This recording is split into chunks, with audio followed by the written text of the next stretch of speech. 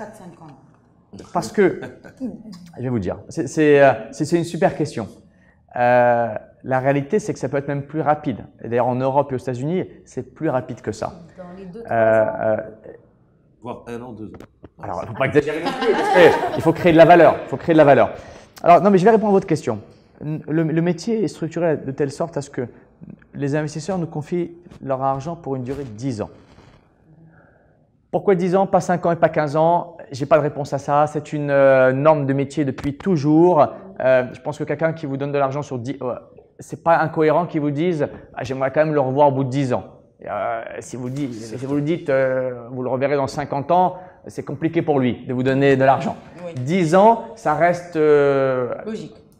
cohérent à l'échelle d'un investisseur, etc.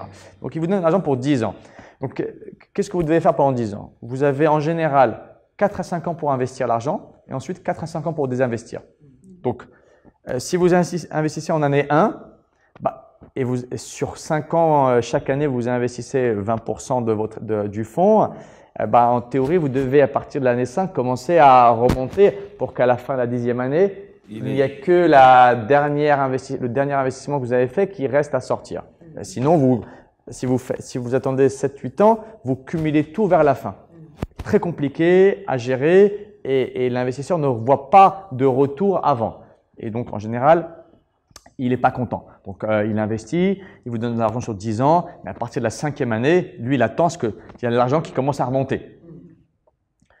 Ça, c'est un premier élément. Deuxième élément, on est jugé sur le TRI. Oui. Et l'investisseur, lui, cherche du TRI, du rendement par rapport à ce qu'il a sur le marché action, sur les obligations, etc. Il cherche du rendement. Du TRI, faire du 10%, 11%, 12% net chaque année, c'est pas facile. Ça signifie que vous devez doubler la taille des business tous les 4 ans. C'est ça à peu près, 15% brut avant frais de gestion, ça fait 11% net. Ça veut dire qu'il faut doubler la taille des business tous les 4 ans. C'est pas facile. Donc, c'est pour ça que et si vous attendez 8 ans pour faire le même TRI, ça veut dire qu'il faut il faut faire x3 ou x4 sur la taille du business. Donc, en général, vous investissez, il y a de l'impact de votre argent sur les premières années. Il y a du développement, votre argent est impactant. En général, les études montrent que la 3e année est l'année où on a extrait le plus de valeur de l'investissement. Et puis après, ça commence à taper le TRI vers la baisse. Il n'y a plus suffisamment d'argent frais, d'énergie pour repartir pour un tour. Donc, c'est pour ça que la moyenne, elle est entre 4 et 5 ans. Je vous dis, aux États-Unis, en Europe, ça tourne plus vite parce que l'industrie est plus dynamique.